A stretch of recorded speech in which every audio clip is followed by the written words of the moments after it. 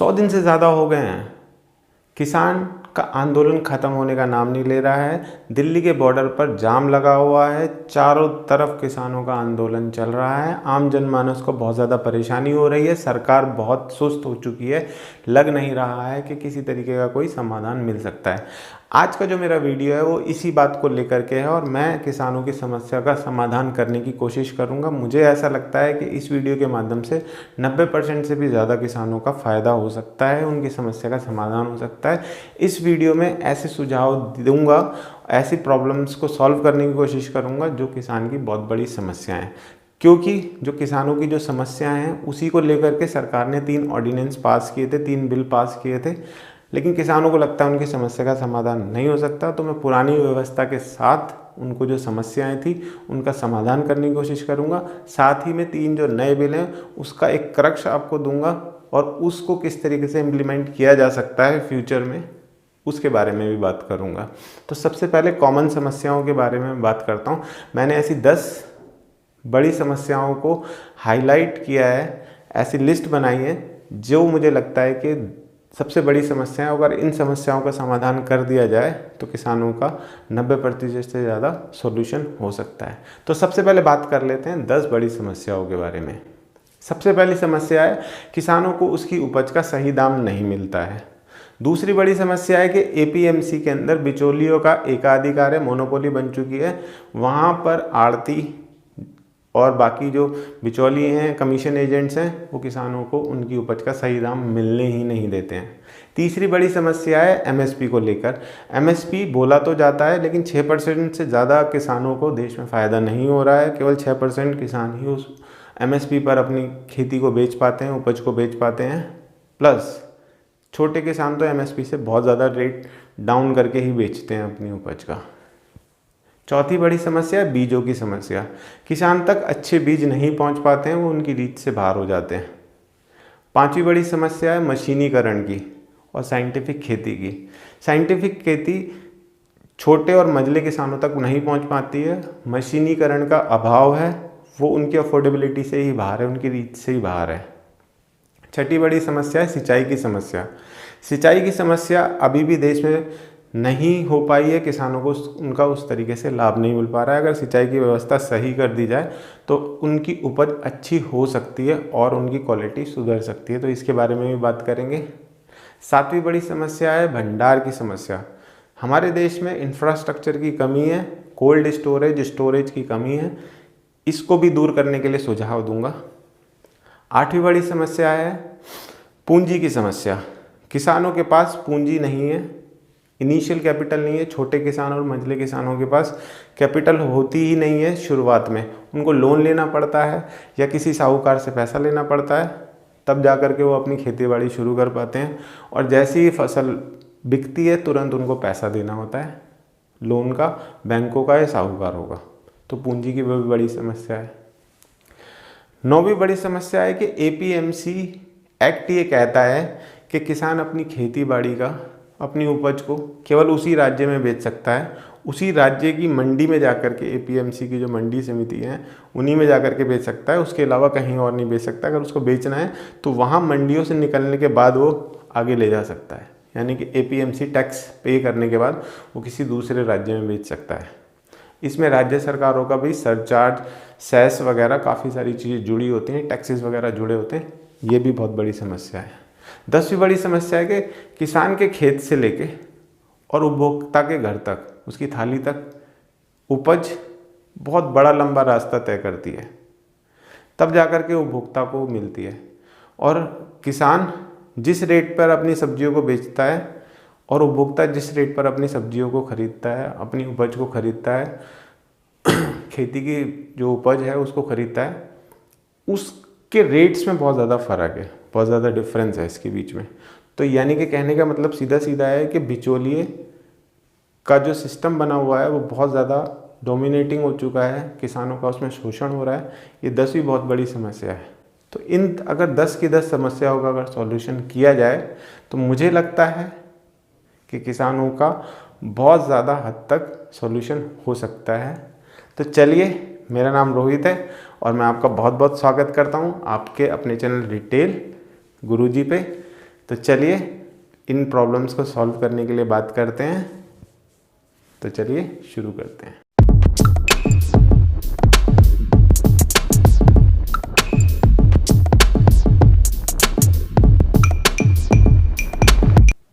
किसानों का धरना प्रदर्शन सरकार के 3 ऑर्डिनेंस बिल के बाद शुरू हुआ। अब ये 3 ऑर्डिनेंस बिल क्या हैं, पहले मैं इसको आपको बता देता हूँ। इसमें सरकार का मत क्या है और किसानों को इसमें किस चीज़ से प्रॉब्लम है उसके बारे में बात करता हूँ। अब देखिए जो बिल है, सबसे पहला बिल क्या है, कृषक उत्पाद एवं वाणिज्य सर्वधन एवं सरलीकरण। इंग्लिश में बात करते हैं the farmer produce trade and commerce promotion and facilitation. इसमें सरकार ये कहती है कि किसान अब अपनी उपज को APMC मंडी के बाहर किसी को भी बेच सकते हैं। इससे पहले जो APMC एक्ट था उसमें ये कहा गया था कि APMC एक्ट के अंदर जो मंडियां आती हैं, मंडी समितियां आती हैं, किसान केवल अपनी उपज को उसी में बेच सकता है। यानी कि पहले की व्यवस्था क्या थी कि जो मंडियां बना रखी हैं, APMC समिति बना रखी हैं और वो हर राज्य में बना रखी हैं और हर राज्य सरकार अलग अलग फीस, अलग अलग सेस लगा करके अपना राजस्व भी वहाँ से कमाती हैं। इसमें केंद्र सरकार का भी होता है, राज्य सरकारों का भी होता है, प्लस जो वहाँ पर लाइसेंस होल्डर आड़ती होते हैं, कमीशन एजेंट्स होते हैं, उनकी कमीशन भी होती है और उनकी मोनोपोली भी होती है। तो APMC एक्ट के अंदर यही था कि जो किसान हैं लीगली वो अपनी फसल को अपने नज़दीक की किसी मंडी में ही बेच सकते हैं, इसके अलावा उसके पास कोई चॉइस नहीं थी। ये वाला बिल किसानों को चॉइस देता है कि इस मंडियों के बाहर भी वो अपनी उपज को बेच सकते हैं। दूसरा, सरकार का मानना यह है कि इससे कॉम्पिटिटिव मार्केट बनेगी और कॉम्पिटिटिव मार्केट जैसे कि रिलायंस जियो, एयरटेल, आइडिया, वोडाफोन, इन तीनों में कंपटीशन है और बाकी और कंपनीज में भी कंपटीशन है, तो वो रेट कंज्यूमर के हित में अच्छा रहता है। तो इसी तरीके से किसानों के लिए सरकार का मानना यह है कि कॉम्पिटिटिव मार्केट बनेगी, एक प्रॉफिटेबल मार्केट भी बनेगी जिससे किसानों को उनकी उपज का अच्छा दाम मिल सकता है। इसके अंदर सरकार का मानना ये भी है कि अब अगर वो APMC के बाहर अपनी उपज को बेचते हैं तो उनको किसी तरीके की फ़ीस, किसी तरीके का सेस, किसी तरीके का टैक्स नहीं देना होगा। ठीक है, तो ये भी किसानों को इसके अंदर फ़ायदा देने की कोशिश कर रहे हैं। दूसरा, सरकार को ऐसा लगता है कि जो कॉस्ट है, जो इतना लंबा रास्ता जो तय करती है एक कंज्यूमर से, एक जब खेती से उगने के बाद एक कंज्यूमर तक जब पहुंचती है फसल, उपज, तो उसका रास्ता अगर कम हो जाएगा तो उसकी लागत भी कम होगी। इसमें किसानों की प्रॉफिटेबिलिटी बढ़ सकती है। अब इसके अंदर किसानों का जो डर है, पहले उसके बारे में बात करते हैं। सबसे पहला डर तो देखिए यही है कि APMC मंडियां ख़त्म होने का डर है किसानों को, कि अगर हम उसके बाहर बेचेंगे तो एक दिन हो सकता है कि APMC मंडी ख़त्म हो सकती है। ये ऐसे सोच है कि ख़त्म हो सकती है, लेकिन इसके लिए मेरे पास एक उदाहरण है कि ख़त्म नहीं हो सकती है। क्योंकि जब पेट्रोल और डीजल था तो CNG इंट्रोड्यूस करी। CNG काफ़ी कॉस्ट इफ़ेक्टिव भी है, लेकिन फिर भी CNG पेट्रोल और डीजल को ख़त्म नहीं कर पाई। अब इलेक्ट्रिक आ रहा है, वो चौथा एक ऑप्शन बन जाएगा कंज्यूमर के लिए, लेकिन मुझे लगता नहीं कि पुरानी व्यवस्थाओं को वो ख़त्म कर सकता है। तो कोई भी नई व्यवस्था आती है तो पुरानी व्यवस्था को ख़त्म नहीं कर सकती है, इतनी जल्दी से भी नहीं ख़त्म कर सकती है।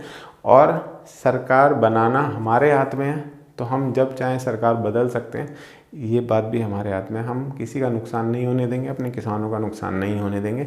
कोई सरकार अगर मनमानी करने की कोशिश करेगी कंज्यूमर के साथ, किसानों के साथ, तो ऐसा नहीं हो पाएगा।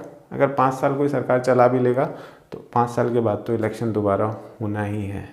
ठीक है, उसके बाद किसानों का जो डर है कि जो राजस्व है APMC से, जो राज्य को राजस्व मिलता है, जो फीस, सेस और टैक्सेस मिलते हैं, वो ख़त्म हो सकते हैं। एपीएमसी में जो आड़ती लोग काम कर रहे हैं, पल्लेदार काम कर रहे हैं, उनकी कमीशन ख़त्म हो जाएगी।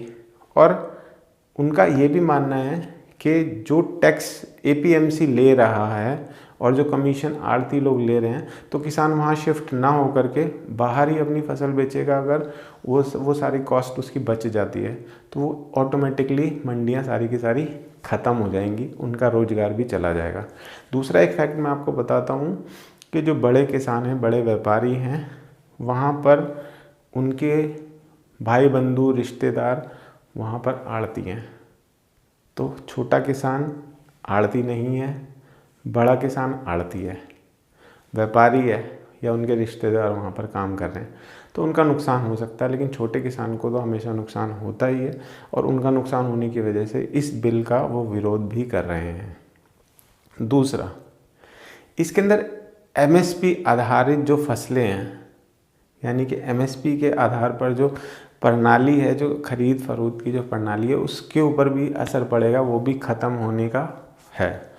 और किसानों को एक चीज़ का और भी डर है कि आज हो सकता है कि कंपनियां, प्राइवेट कंपनियां, निजीकरण जो हो रहा है, वो कंपनियां आएंगी, इसमें इन्वेस्ट करेंगी, और वो इन्वेस्ट करने के बाद जो पैसा खर्च करेंगी, वो खर्च करने के बाद किसानों का हो सकता है एक समय के बाद प्रॉफिटेबिलिटी वो ख़त्म कर दें, उनकी मोनोपोली स्टार्ट हो जाए। तो चलिए अब बात करते हैं दूसरे बिल पे। मुझे लगता है कि ये पहला बिल आपको समझ में आ गया होगा कि अब इस बिल के आधार पर एपीएमसी के बाहर बेच सकते हैं, किसी को भी बेच सकते हैं, किसी भी कंपनी को बेच सकते हैं। चलिए तो बात करते हैं दूसरे ऑर्डिनेंस के बारे में। दूसरा ऑर्डिनेंस क्या है? मूल्य आश्वासन एवं कृषि सेवाओं पर किसान सशक्तिकरण एवं संरक्षण अनुबंध, the farmer empowerment and protection agreement of price assure and farm services bill. अब ये बिल क्या कहता है? ये कहता है कि कॉन्ट्रैक्ट फार्मिंग आप कर सकते हैं। कॉन्ट्रैक्ट फार्मिंग कैसे कर सकते हैं? कि आप किसी कंपनी के साथ कॉन्ट्रैक्ट फार्मिंग कर सकते हैं। पहले आपको एपीएमसी मंडी में बेचना पड़ता था, अब आप किसी को भी बेच सकते हैं। तो जब आप किसी को भी बेचेंगे तो आप एक कॉन्ट्रैक्ट फार्मिंग के साथ कर सकते हैं। कैसे? कि एक कंपनी या कोई निजी कंपनी, कोई मैन्युफैक्चरिंग कंपनी आपके पास आती है, वो कहती है मुझे एक सीज़न में आपसे इतने आलू चाहिए, या इतना अनाज चाहिए, इतना मुझे गेहूं चाहिए, इतना मुझे दालें चाहिए।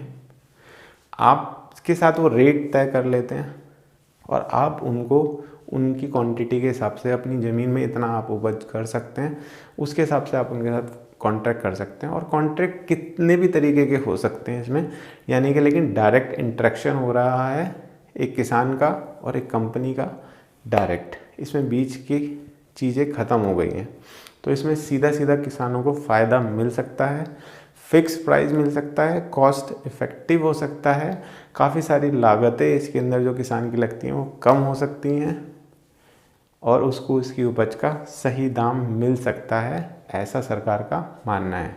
अब जो किसानों का जो डर है कॉन्ट्रैक्ट फार्मिंग को लेके, उनको ऐसा लगता है कि उनकी ज़मीनें हड़प ली जाएंगी, या फिर कुछ समय तक ये कंपनियां किसानों को फ़ायदा देंगी, लेकिन एक कुएं का मेंढक जैसे होता है ना, उस तरीके का बना देंगी कि आप हम ही को बेच सकते हैं, बाकी ऑप्शन आपके लिए ख़त्म हो गए हैं। क्योंकि मंडियां ख़त्म हो जाएंगी तो ऑप्शंस भी ख़त्म हो जाएंगे। तब ये कंपनियां कुछ सालों के बाद अपनी मनमानियां करेंगी, तब किसान का शोषण शुरू हो सकता है।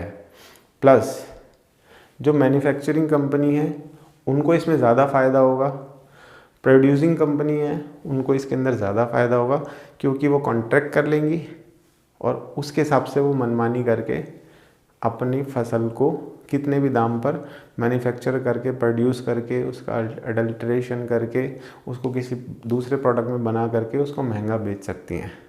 जैसे फॉर एग्ज़ाम्पल मैं गेहूं का आटा खाता हूं, गेहूं 20 रुपये किलो मिलता है, आटा 34 रुपये किलो, 14 रुपये किलो का फ़र्क पड़ जाता है, 34-35 रुपये किलो। आशीर्वाद का आटा 10 किलो का 340, 350, 360 रुपये तक का मार्केट में बिकता है। तो आप अंदाज़ा लगा सकते हैं कि इस तरीके से मैन्युफैक्चरिंग कंपनियां इसका फ़ायदा कमाएंगी। अब किसानों को उसकी उपज का सही दाम मिलेगा नहीं मिलेगा ये अजम्पशन है, लेकिन इस बिल के हिसाब से ये है। दूसरा मैं कहना चाहता हूँ कि जो कॉन्ट्रैक्ट है, किसान इतने पढ़े हुए नहीं होते हैं कि वो लीगल फॉर्मेलिटीज़ में काम कर सकें। तो कंपनियां जो इसके जो कॉन्ट्रैक्ट करेंगी वो उस कॉन्ट्रैक्ट की जो कंडीशंस होंगी शायद वो इस तरीके की बनाएंगी जो कंपनी के फेवरिज्म में हो, किसानों के लिए डिसफेवर में हो। तो अब इसमें सरकार को क्या करना चाहिए, जैसे रेरा जो बिल्डर फ्लैट बेचते हैं, तो रेरा एक अथॉरिटी है, एक संस्था है जो कि रेगुलेट करती है कि कोई भी बिल्डर अब कोई भी बिल्डिंग बनाएगा और वो किसी ग्राहक को बेचेगा, ऑनर को बेचेगा फ्लैट, तो उसके लिए कुछ गाइडलाइंस बना दी हैं। तो जो एग्रीमेंट्स उनके बीच में जो बनाए हैं, उन एग्रीमेंट्स को इस तरीके से उन्होंने स्टैंडर्डाइज कर दिया है कि वो दोनों के फेवर में रहती हैं, वो किसी एक फेवर में नहीं होती हैं, यानी कि बिल्डर के फेवर में नहीं जाएंगी। और उस एग्रीमेंट को उसको अपनी वेबसाइट पे भी अपलोड करना पड़ेगा, रेरा की वेबसाइट पे भी अपलोड करना पड़ेगा, और रेरा से पहले सारी चीज़ें अप्रूव्ड होंगी, उसके बाद ही वो प्रोजेक्ट शुरू कर सकता है। तो सेम इसी तरीके से सरकार कुछ ऐसे टेम्पलेट्स बना सकती है कि भाई ये एग्रीमेंट है और इस तरीके के एग्रीमेंट्स हैं, किसान के साथ चीटिंग नहीं होनी चाहिए और फेवरिज्म नहीं होना चाहिए। तो इस तरीके से ये बिल फ़ायदा भी कर सकता है, और किसानों को ऐसा जो लगता है वो अजम्पशन है, ऐसा हो भी सकता है और ऐसा नहीं भी हो सकता है, लेकिन सुनने में अच्छा लगता है। और एक एग्जांपल के तौर पे मैं आपको बताना चाहता हूँ कि हम दिल्ली में, मैं एक कंपनी में काम करता था जो गूगल के लिए सप्लाई करती थी fruits and vegetable and grocery products, और हम लोगों का एक कॉन्ट्रैक्ट रहता था 3 महीने के लिए। फल सब्जियों के रेट कुछ भी हो जाए मार्केट के अंदर, हमारा जो कॉन्ट्रैक्ट प्राइस है वही हमें वेंडर देगा और हम उसको सप्लाई देंगे जितनी उसको चाहिए। वो हमें इंडेंटिंग करते थे और हम उनको डिलीवर देते थे। इसके बीच में भी एक थर्ड पार्टी कंपनी थी जो कि इसी तरीके की फैसिलिटेशन करती है, जो कि वर्ल्ड में तीसरे नंबर की फैसिलिटेशन कंपनी है, जो MNC के अंदर खाने पीने की चीज़ों को सप्लाई करती है। तो इस तरीके से ये कॉन्ट्रैक्ट चलता है, ट्रांसपेरेंसी रहती है, बिडिंग सिस्टम भी रहता है, तो इसमें ऐसी कोई प्रॉब्लम नहीं आती है। लेकिन किसान उतने जागरूक नहीं है, किसान उतने पढ़े लिखे नहीं हैं, उतने एजुकेटेड नहीं है, तो ये एक प्रॉब्लम ज़रूर है। लेकिन इसके लिए सरकार कर सकती है कि उनको एजुकेशन देने का काम कर सकती है। चलिए दोस्तों, बात करते हैं तीसरे ऑर्डिनेंस की। तीसरा ऑर्डिनेंस है आवश्यक वस्तु संशोधन, यानी कि एसेंशियल कमोडिटी अमेंडमेंट। अब ये अमेंडमेंट एक्ट क्या कहता है? ये कहता है कि अब, यानी कि इस एक्ट के बाद से कोई भी एसेंशियल कमोडिटी जैसे कि अनाज, धान, किसी भी तरीके का तिलहन, किसी भी तरीके की दालें, आलू, प्याज, इस तरीके की एसेंशियल कमोडिटी अब उसका भंडार किया जा सकता है। यानी कि पहले इसका भंडार नहीं किया जा सकता था, अब इसका भंडार किया जा सकता है। अब इसको करने का क्या फ़ायदा हुआ भाई? ये तो बड़ा ही गलत है, क्योंकि इससे काला बाजारी को प्रमोशन किया जा सकता है। लेकिन बड़ी बड़ी अगर कंपनियां हिंदुस्तान में अपनी मैन्युफैक्चरिंग यूनिट लगानी चाहती हैं, अपनी प्रोसेसिंग यूनिट लगाना चाहती हैं, तो उनको भंडार करने की सुविधा मौजूद करनी पड़ेगी।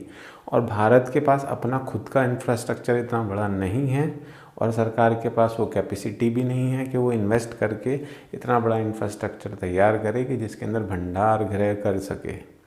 पॉसिबल ही नहीं है। तो इसमें बड़ी बड़ी कंपनियां जो मैन्युफैक्चरिंग करती हैं, ताकि वो भंडार करने के बाद उसको मैन्युफैक्चर कर सकें, किसी दूसरे प्रोडक्ट में कन्वर्ट कर सकें, प्रोसेसिंग कर सकें, इस तरीके की कंपनियां इस्टेब्लिश तभी हो पाएंगी जब उनका भंडार किया जा सकता है। लेकिन ह्यूमन टेंडेंसी है, किसानों का मत यही है, सरकार का मत, विपक्ष का मत भी यही है कि इससे मिसयूज़ ज़्यादा हो सकता है बेनिफिट की जगह। लेकिन ये एक अजम्पशन है, ऐसा हो सकता है, ऐसा होगा ही, ये कोई ज़रूरी नहीं है। जब सभी लोग सही तरीके का काम करते हैं और हम अपनी सरकारों पर भरोसा कर सकते हैं, चाहे वो कोई भी पॉलिटिशियन हो, कोई भी सरकार आए, हम अपनी सरकारों पर भरोसा कर सकते हैं अगर वो देश हित में कोई काम कर रहे हैं तो।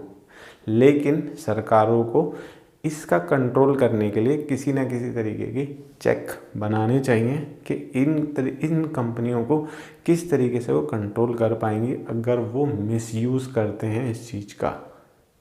वैसे अमेंडमेंट एक्ट तीनों मैंने आपको बता दिए हैं। अब वो 10 प्रॉब्लम्स के बारे में बात करेंगे और उन प्रॉब्लम्स के सॉल्यूशन के बारे में आपको बात करता हूँ। फिर मुझे लगता है कि किसानों की सभी समस्याओं का समाधान हो जाना चाहिए। तो चलिए आगे के 10 प्रॉब्लम्स के बारे में बात करते हैं। दूसरा, ये 3 जो अमेंडमेंट्स एक्ट थे जो मैंने आपको बताया, जो फार्म बिल से जुड़े हुए थे, इसके बारे में अगर आपको पूरी डिटेल में जानकारी चाहिए तो डॉक्टर विकास दिव्य कीर्ति जो IAS की तैयारी कराते हैं, उनका वीडियो है जो कि पूरे 3 घंटे से भी ज़्यादा का है।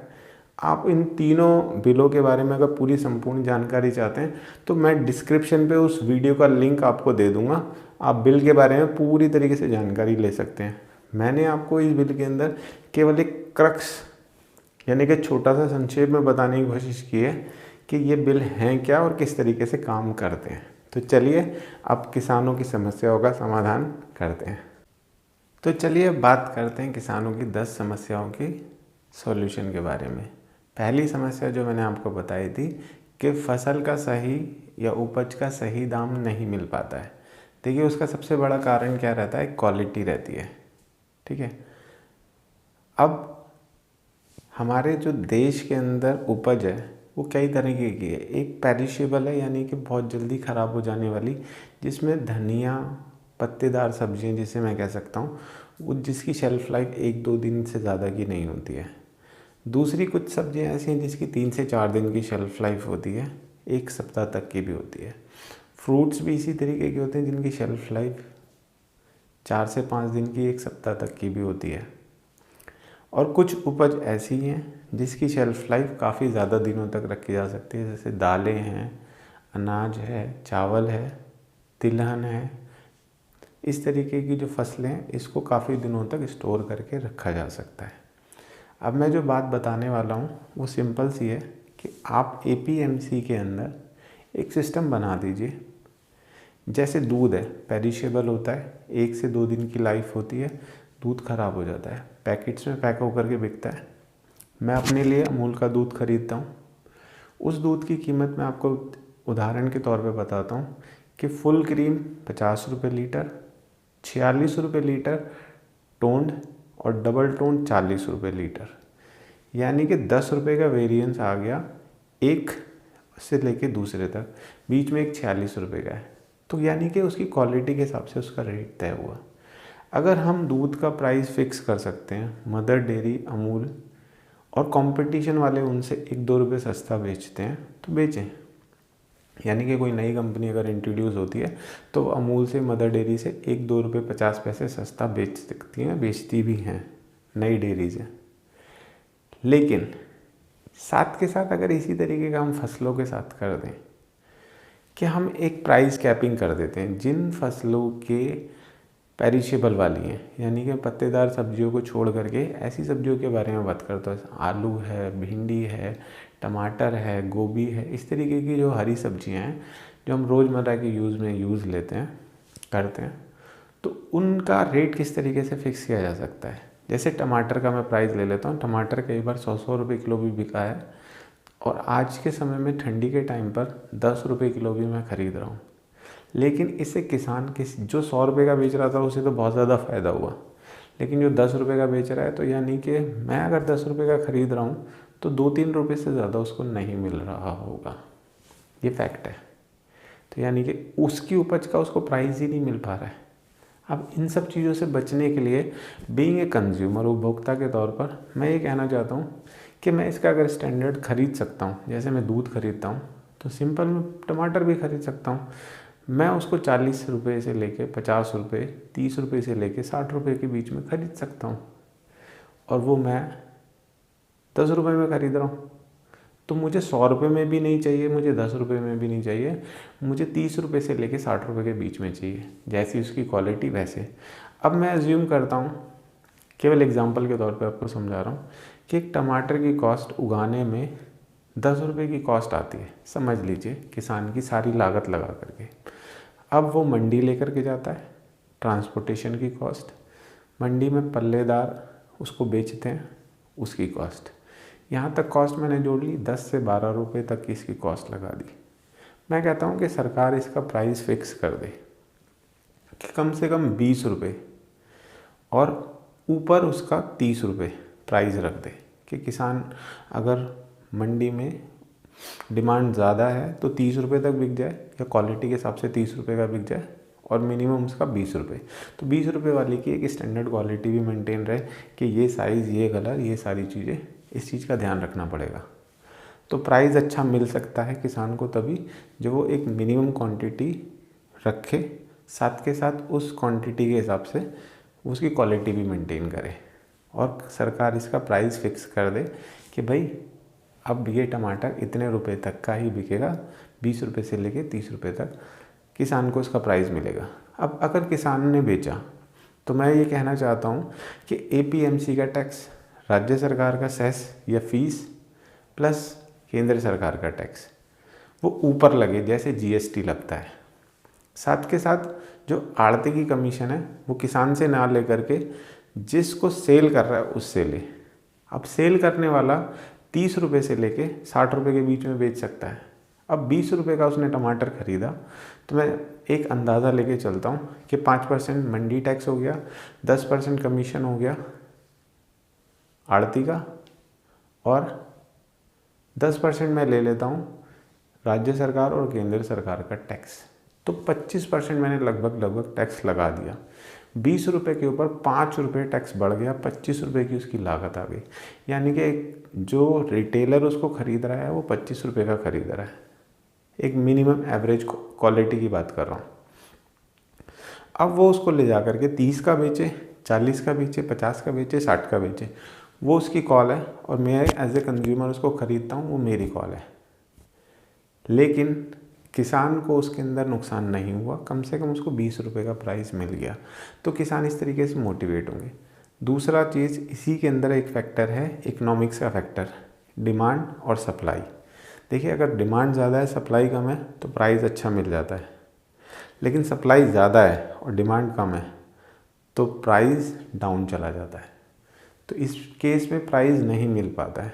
तो अब इससे बचने के लिए हम क्या कर सकते हैं कि हम किसानों को ये बोलें, मैपिंग कर दें कि भाई आप इस समय पे इसकी खेती कीजिए। यानी कि कुछ किसानों को हमने रेशो में बांट दिया कि आप धान की खेती कीजिए, आप गेहूँ उगाइए, आप दालें उगाइए, आप मसाले उगाइए, आप तिलहन उगाइए, आप हरी सब्जी उगाइए, आप पत्तेदार सब्जी उगाइए। एक रेशो में बांट दें। भेड़ चाल ना हो कि अगर ये गेहूँ उगा रहा है तो सारे ही गेहूँ उगा रहे हैं, एक सरसों उगा रहा है तो सारे सरसों उगा रहे हैं, ऐसा नहीं। जितनी एक एरिया के अंदर, एक राज्य के अंदर कंज्यूम कर सकते हैं उतना उगाएं। अगर उससे ज़्यादा किसी दूसरे राज्य में ज़रूरत है तो उससे ज़्यादा उगाएं, या पूरे देश के हिसाब से, क्वांटिटी के हिसाब से एक कंजम्पशन बनाएं। कंजम्पशन के हिसाब से प्रोडक्शन करें, प्रोडक्शन के हिसाब से कंजम्पशन ना करें, ये सिद्धांत गलत है। तो इस सिद्धांत के हिसाब से चलना पड़ेगा। साथ के साथ टेक्नोलॉजी का इसमें यूज़ किया जा सकता है। देखिए, हमारे पास बड़ी बड़ी आज के समय में सैटेलाइट हैं। GPS से मैं एक लोकेशन तक देख सकता हूँ कि उस लोकेशन में क्या है। तो क्या उसी GPS से, उस लोकेशन के हिसाब से मैं ये नहीं देख सकता कि क्या फसल उगाई जा रही है और किस एरिया में क्या फसल उगाई जा सकती है। साथ के साथ किसानों को ट्रेनिंग दी जाए कि भाई क्या साइंटिफिक तरीका यूज़ करके आप अपनी फसल का उत्पादन बढ़ा सकते हैं, किस फसल को किस सीज़न में उगाना चाहिए। प्लस मैपिंग कर दी जाए कि पंजाब के अंदर ये 10 से 15 फसलें उगाई जाएं या 20 फसलें उगाई जाएं जिसका दाम अच्छा मिल सकता है। बिहार में ये 20 फसलें हैं, इनको उगाया जाए। तो इस तरीके से सेग्रीगेशन भी हो गया। और इसके अंदर मैं चाहूँगा कि सरकार एक इनिशिएटिव ले, क्योंकि टैक्सेस अगर आप लेते हैं तो इनिशिएटिव आपको ही लेना पड़ेगा कि किसानों को एक तो सॉइल टेस्टिंग की जानकारी दी जाए फ्री ऑफ कॉस्ट, कि APMC के अंदर वो अपनी मिट्टी लेकर के आए खेत की और उसकी टेस्टिंग हो फ्री ऑफ कॉस्ट, उसको पता चल सके कि वो क्या उगा सकता है उसके अंदर और उसकी खेती की कितनी गुणवत्ता आ सकती है। साथ के साथ उसको बीज प्रोवाइड किए जाएँ फ्री ऑफ कॉस्ट। जैसे 6,000 रुपये दे रहे हैं, आप मत दीजिए वो 6,000 रुपये, आप उसको बीज दे दीजिए अच्छी क्वालिटी के। क्योंकि होता क्या है कि जो बीज हैं वो बड़े बड़े किसान, बड़े बड़े व्यापारी लोग अपने पास कब्जा करके रख लेते हैं। उनकी क्वालिटी अच्छी होती है, उनको पता रहता है कि किस समय पे क्या चीज़ उगाने से उसका दाम अच्छा मिलेगा। छोटा किसान नहीं कर पाता, उसको अच्छे बीज भी नहीं मिल पाते हैं, उसकी उपज उतनी अच्छी नहीं हो पाती है। तो ये एक सबसे बड़ा कारण है उसको उपज का सही रेट मिल सके। तो मुझे लगता है कि इस तरीके से प्राइस को ठीक किया जा सकता है, किसान को उसकी उपज का प्राइस अच्छा मिल सकता है, लागत को भी कम किया जा सकता है, साथ के साथ उसकी क्वालिटी को इम्प्रूव किया जा सकता है, क्वालिटी के हिसाब से पैसा तय किया जा सकता है, जैसे दूध का मैंने एग्जांपल दिया। अब दूसरी समस्या की बात करते हैं। एपीएमसी के अंदर मंडियां हैं, उसके अंदर मोनोपोली हो चुकी है आढ़तियों की। अब जैसे कि मैंने अमेंडमेंट्स में आपको बताया कि किसान अपनी उपज को बाहर बेच सकता है। देखिए, बाहर बेचने से अच्छा मैं ये कहूँगा कि सरकार एक पोर्टल बनाए जिसके अंदर जैसे सेबी के अंदर ब्रोकर के थ्रू ही हम कोई शेयर खरीद सकते हैं। ब्रोकर को उसकी कमीशन जाती है और ब्रोकर उसका पूरा ध्यान रखता है। सेबी की तरफ से हमारी गारंटी भी लेता है अगर हम ट्रेडिंग करते हैं या स्टॉक खरीदते हैं। तो सिमिलर वे में यहाँ पे आप एक पोर्टल बनाइए जहाँ पर लाइसेंस होल्डर्स को आप लाइसेंस दीजिए। बेचने वाला और ख़रीदने वाला है, बीच में सरकार हो गई जहाँ पर उसने लाइसेंस होल्डर को दिया है, प्लस वही लोग उसको आगे बेच सकते हैं। उसके अंदर आप टैक्सेस भी लीजिए, कोई प्रॉब्लम नहीं है, लेकिन एक ट्रांसपेरेंसी रखिए।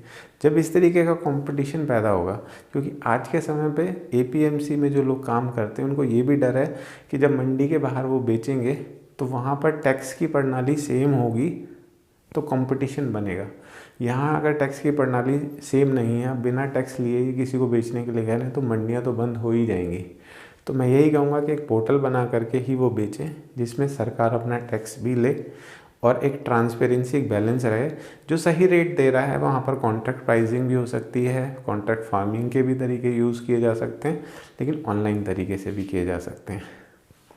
और जो भी इस तरीके से करे वो एक जो भी रेगुलेशन है सरकार से उसके अंदर इनिशिएटिव लेती है तो सरकार को राजस्व में भी जाए। देखिए कितना आसान हो गया ना कि एपीएमसी भी चलती रहे, पैरेलली ऐसा रहे और कंपटीशन रहे। किसान के पास मल्टीपल ऑप्शंस बन जाएं कि वो जहाँ उसको अच्छा प्राइस मिल रहा है वो वहाँ पर बेच दे। इस तरीके से हम लोगों के पास भी ये अच्छा रहता है कि कंज्यूमर को भी उसका अच्छा प्राइस मिलता है। एमएसपी, अब एमएसपी के लिए देखिए मैंने एक वीडियो पहले ही बना रखा था, उसकी पूरी जानकारी अगर आपको चाहिए तो आप एमएसपी की पूरी जानकारी ले सकते हैं। आई बटन पे मैं ऊपर लिंक दे रहा हूँ, पूरी जानकारी आपको मिल जाएगी। अब देखिए एमएसपी पे केवल 23 फसलें हैं। सबसे पहली बात आप ये समझिए, जिसमें अनाज है, दालें हैं, तिलहन है, कुछ कमर्शियल क्रॉप्स हैं जो सीज़न के हिसाब से अलग अलग टाइम पर उगाई जाती हैं और उसको सरकार खरीदती है। बस केवल रेट तय होता है, इसमें केवल 6% खरीदारी होती है। तो एमएसपी का सिद्धांत बना रह सकता है, लेकिन सरकार को उसको अंदर खरीदने की ज़रूरत नहीं है। सरकार को केवल कैपिंग करनी है। जैसे मैंने दूध का एग्जांपल दिया था कि सरकार एक कॉस्टिंग बनाए हर एक प्रोडक्ट की और हर सीज़न में उसके ऊपर वर्कआउट करे।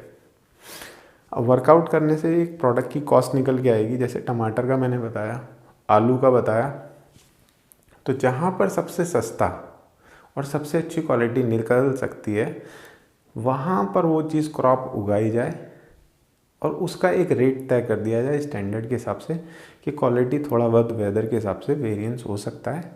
अलग अलग जगहों का अलग अलग क्वालिटी हो सकता है। पंजाब का आलू अलग हो सकता है, बिहार का आलू अलग हो सकता है, यूपी का आलू अलग हो सकता है, महाराष्ट्र का अलग हो सकता है, पहाड़ी इलाकों में उगने वाले आलू अलग हो सकते हैं। तो उनके प्राइस उनकी क्वालिटी के हिसाब से तय कर दिए जा सकते हैं और कैपिंग किया जा सकता है ऐसी सभी फसलों के लिए कि इस प्राइस से इस प्राइस के रेंज में आप बेचेंगे, मिनिमम प्राइस इतना मिलेगा। जब कोई किसान अपना नहीं बेच पाए तो सरकार वहाँ पर एमएसपी पे उन किसानों से उनकी क्वालिटी के हिसाब से ले, ये ट्रांसपेरेंसी हो जाएगी। तीसरा ऑप्शन सरकार से किसानों को मिल जाएगा। तो एमएसपी की समस्या भी समाप्त हो सकती है कि सरकार को केवल मिनिमम खरीदना है और रेट उसने फिक्स कर देना है कि मार्केट में इस रेट से इस रेट के बीच में बिकेगा। अब जब वो ऐसी कैपिंग कर दे सकते हैं तो बेचने की भी कैपिंग करनी पड़ेगी। तो जब बेचने की कैपिंग कर देंगे तो मार्केट में महंगाई नहीं बढ़ेगी, यानी कि कंज्यूमर, उपभोक्ता, मुझे भी जिस रेट पे मैं ख़रीदना चाहता हूँ 100 रुपये किलो नहीं ख़रीदना चाहता हूँ, 10 रुपये किलो सस्ता भी नहीं खरीदना चाहता हूँ। वैसे एज ए कंज्यूमर मैं चाहता हूँ, लेकिन अगर मुझे 30 रुपये किलो भी मिलेगा तो तब भी मैं ख़रीद लूँगा, हर समय पे, हर सीज़न में। तो मेरे लिए बैलेंस आउट हो जाता है, मेरा बजट कंट्रोल में रहेगा। और सरकार इसके अंदर बड़ा अच्छा इनिशिएटिव ले सकती है। एमएसपी की समस्या भी मुझे लगता है समाप्त हो गई। उसके बाद मैंने कहा था, चौथा पॉइंट था अच्छे बीज। देखिए इसमें प्रॉब्लम क्या आती है कि यूनिफॉर्मिटी नहीं है बीजों के अंदर। अच्छे बीज का प्राइस ज़्यादा है। छोटा किसान के पास, जिसके पास पूंजी की कमी है, वो महंगे बीज नहीं खरीद पाता है, उसको कॉस्ट मेंटेन करनी होती है। प्लस उसके पास साइंटिफिक तरीके भी नहीं होते, उसकी अफोर्डेबिलिटी नहीं होती, जिससे उसको लगे कि उसकी उपज अच्छी हो जाएगी अच्छा बीज डालने के बाद। तो वो सबसे बड़ी समस्या है। और जो बड़े किसान हैं या बड़े व्यापारी हैं, वो पहले बीज की होल्डिंग करके रख लेते हैं। उनके पास पैसा है, वो पहले ही खरीद लेते हैं, तो अच्छी फसल उन्हीं की होगी, दूसरों की नहीं होगी। तो सरकार को मैं सजेशन देता हूँ कि बीज आप बेचें, सब्सिडी दें किसानों को बीज खरीदने पर, और बीज की यूनिफॉर्मिटी रखें, एक स्टैंडर्ड बना के रखें, ताकि उससे जो उपज हो उसकी एक बेस्ट क्वालिटी उपभोक्ता को मिले और किसान को उसका अच्छा प्राइस मिले। दूसरा मैंने कहा था सिंचाई की व्यवस्था। देखिए सिंचाई की व्यवस्था के लिए सबसे ज़्यादा ज़रूरी है बिजली और उससे जुड़े हुए इक्विपमेंट। पहले ट्यूबवेल्स चलते थे, अभी समरसीबल्स आ गए हैं। तो कमर्शियल वे में जब समरसीबल बनते हैं तो सिंचाई के लिए अंडरग्राउंड वाटर का भी यूज़ किया जा सकता है। बाकी सरकार को सिंचाई की व्यवस्था के लिए नहर बनाने का प्रावधान रहता है। हर एक जगह पर पाइपिंग की सुविधा भी दी जा सकती है। तो सरकार कम से कम इलेक्ट्रिसिटी फ्री कर दे सिंचाई के तौर पर। प्लस जो इक्विपमेंट्स की ज़रूरत है, समरसीबल लगाने की ज़रूरत है, ऐसे कोई कॉमन एरिया में वो बना दे, उस पंचायत के पूरे एरिया में बना दे, जो पूरे गाँव को अच्छी सप्लाई दे सके, पानी की, सिंचाई की व्यवस्था बनाई जा सके। उसके बाद देखिए इस तरीके से सिंचाई का समाधान हो सकता है। कम रेट पे बिजली दी जाए और एक पंचायत में कॉमन स्पेस बनाकर वहाँ पे सिंचाई का बड़ा सा कोई प्रोजेक्ट लगाया जाए, जिससे उस पंचायत में, जैसे इलेक्शन तो होते ही हैं हर जगह पे, सरपंच होते हैं, तो वहाँ पर उस पंचायत में पूरे गांव को पानी की सुविधा मिल जाए, सिंचाई की सुविधा मिल जाए। तो ये एक मेरा सुझाव है। उसके बाद है मशीनीकरण और साइंटिफिक खेती। अब देखिए साइंटिफिक खेती के लिए एक तो एजुकेशन की ज़रूरत है। एजुकेशन आप कैसे दे सकते हैं? ऑनलाइन प्रोजेक्टर लगा करके हर पंचायत के अंदर कोई ना कोई छोटे से छोटा स्कूल होगा, कोई आंगनवाड़ी का स्कूल होगा, वहाँ पर आप फ्री ऑफ कॉस्ट क्लासेस दे सकते हैं ऑनलाइन प्रोजेक्टर लगा करके किसानों के लिए। प्लस सर्वे के लिए आप अपने साइंटिस्ट को भेज सकते हैं। राज्य सरकार भी इसमें इनिशिएटिव ले सकते हैं कि एपीएमसी में भी वहाँ पर ऐसे लोगों को रखा जा सकता है जो कस्टमर केयर की तरीके से काम करें। किसानों को नंबर दिया जाए जो टोल फ्री हो, फ्री ऑफ कॉस्ट किसान अपनी समस्या को बताए और उसको ऑन द स्पॉट सॉल्यूशन मिल जाए। साथ के साथ जो पंचायत हैं वहाँ पर भी ये व्यवस्था की जाए कि किसानों को वहाँ पर ट्रेनिंग दी जाए। साथ के साथ जो ऑनलाइन क्लासेस हैं उसकी ट्रेनिंग दी जाए। तो इससे साइंटिफिक तरीके से खेती का इस्तेमाल छोटे से छोटा किसान भी कर सकता है। अगर फ्री ऑफ कॉस्ट एजुकेशन मिलेगी, 1 से 1.5 घंटे की क्लास मिलेगी, वो भी लोकल लैंग्वेज में उनको, तो उनको आसानी से समझ में आ जाएगी। दूसरा मशीनीकरण है। मशीनीकरण देखिए इसमें यह है कि सरकार को मशीनों का इस्तेमाल करने के लिए रेंट पे या फिर सब्सिडाइज रेट्स पे किसानों को देनी चाहिए। जैसे ट्रैक्टर है, एक किसान अपने जीवन में 1 या 2 ही ट्रैक्टर खरीद सकता है। वैसे कई किसानों का कहना यह है कि एक ट्रैक्टर की लाइफ 60 साल तक की भी हो सकती है अगर वो उसकी अच्छे से देखभाल करे, तो उसको लाइफ में 1 ही बार ट्रैक्टर खरीदना है। तो ऐसे ही वो इक्विपमेंट्स जो खरीदते हैं उसकी लाइफ बहुत ज़्यादा होती है और किसान अपने इक्विपमेंट्स का बहुत केयर करते हैं, ऐसा मेरा मानना है। तो सब्सिडाइज रेट पे, फ्री ऑफ कॉस्ट रेट पे एंड इंटरेस्ट फ्री, जैसे हमें मोबाइल मिलता है 0 इंटरेस्ट पे और EMI ऑप्शंस पे, ऐसे किसानों को भी दिया जा सकता है। ऐसे बहुत सारे इक्विपमेंट्स हैं जिससे किसानों का सशक्तिकरण, जिसे जो बोलेंगे सही मायने में, तभी हो सकता है। उसके बाद मैंने भंडार के लिए बोला था। देखिए मैंने एक टैक्स का कैपिंग लगाया था 5% का APMC के लिए। APMC को क्या करना है कि किसानों के लिए सुविधा रखनी है मंडियों के अंदर कि उनके लिए नहाने धोने की सुविधा, रहने की सुविधा और कम लागत में बना हुआ खाना, अच्छा खाना, स्वस्थ खाना, कैंटीन बनाए जहाँ पर वो रह सके, प्लस फ्री पार्किंग बनाए। साथ के साथ किसानों के लिए वहाँ रिटेल का भी ऑप्शन बनाए।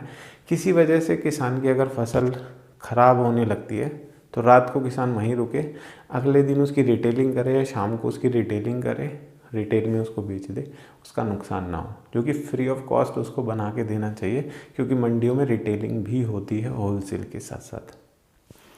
ये एपीएमसी को तैयार करना है। साथ के साथ एपीएमसी मंडियाँ बनाए, साथ के साथ वहीं पर कोल्ड स्टोरेज भी बनाए, उसी टैक्स के पैसे से। बहुत टर्नओवर में देखिए जाता है और 5% बहुत बड़ा अमाउंट होता है अगर एपीएमसी के अंदर आता है। तो एपीएमसी इसको आसानी से कर सकता है, भंडार बना सकते हैं बहुत आसानी से। तो भंडारण की सुविधा उनको रखनी पड़ेगी। उसके बाद देखिए मैंने बताया था 8वां पॉइंट था पूंजी की समस्या। कई राज्य सरकारें जो है किसानों को लोन देती हैं इंटरेस्ट फ्री। और लोन की क्या कंडीशन होती है कि उपज जब वो उगाता है उससे पहले उसको लोन मिल जाता है, उपज बिकने के बाद उसको लोन की पेमेंट करनी होती है। अगर वो नहीं करता है या एक पर्टिकुलर 6 महीने साल भर का टाइम उसको दिया जाता है, उस टाइम के बाद वो पेमेंट नहीं करता तो इंटरेस्ट लगता है, अदरवाइज उसे पेमेंट करनी होती है। तो इसको और सरल किया जा सकता है, हर राज्य में किया जा सकता है। केंद्र सरकार को इनिशिएटिव लेना चाहिए कि हर किसान को उसको ईजी पेपर की डॉक्यूमेंटेशन कम हो, इसके बेसिस पे उसको मिल सके।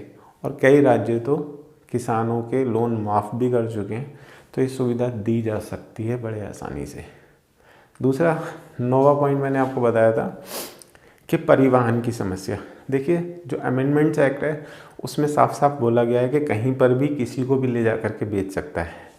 वही मैंने कहा था कि पोर्टल बना दिया जाए जहाँ से उसको ट्रेडिंग करनी है, और उस पोर्टल के अंदर एक तो सारी मंडियों का डिटेल होना चाहिए, उस मंडी के अंदर जितने आड़ती लोग काम करते हैं उनकी डिटेल होनी चाहिए, उनका फ़ोन नंबर होना चाहिए, उनका दुकान का नंबर होना चाहिए, साथ साथ वो किस सब्जियों में डील करते हैं उनकी प्रेफरेंस भी लिखी होनी चाहिए कि क्या वो बेचना पसंद करते हैं। किसानों के पास अगर ये पोर्टल मिल जाएगा, डेटा मिल जाएगा कि हर मंडी में हर आड़ती का नंबर उन तक पहुंच गया है, तो फ़ोन पे बात करके उस मंडी में जा कर के अपनी उपज को बेच सकते हैं। ऑनलाइन के अंदर भी सेम यही है कि वो अपना ऑक्शन रख सकते हैं कि मेरे पास ये है और मैं 15 दिन के बाद कटिंग करूँगा, इफ़ समवन नीड्स, किसी को ज़रूरत है तो मुझसे ख़रीद ले। वहाँ पे एपीएमसी का जो टैक्स है वो सरकार के पास जा ही रहा है, और एक लाइसेंस होल्डर है जो डील करेगा और दोनों की मध्यस्थता करा करके उनकी डील करा के उनकी फसल को बेच देगा सैंपल्स देने के बाद। तो इस तरीके से बड़ा इजी किया जा सकता है, और ट्रांसपोर्टेशन की जो प्रॉब्लम थी उसको ख़त्म कर देना चाहिए एग्रीकल्चर के ऊपर से। ये मेरा एक सुझाव है जो सरकार इजीली कर सकती है कि एग्रीकल्चर की कोई भी गाड़ी जाएगी फसल लेके, किसी भी राज्य में जा सकते हैं हिंदुस्तान के, कहीं पे भी जाके बेचे, चाहे रिटेल करे चाहे होलसेल करे। उसके बाद जो खेत से थाली तक मैंने 10वीं समस्या बताई थी, देखिए इसके अंदर ट्रांसपेरेंसी ऑटोमेटिकली आ ही गई है, क्योंकि जब आप इस तरीके के ऑप्शंस दे देते हो तो जितना कम लोगों से बीच में संपर्क रहेगा,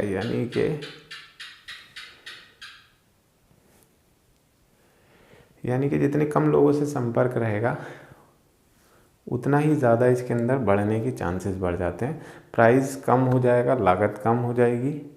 तो ये सारे के सारे सुझाव जो मैं दे चुका हूँ, और इसके साथ साथ देखिए काफ़ी सारी चीज़ें सरकार फ्री देती है, फ्री देनी भी चाहिए। पेट्रोल कार्ड सरकार दे सकती है, डीजल कार्ड दे सकती है, उसमें सब्सिडी के तौर पे पैसा दे सकती है, जैसे हम लोगों को क्रेडिट कार्ड पे सरकार देती है।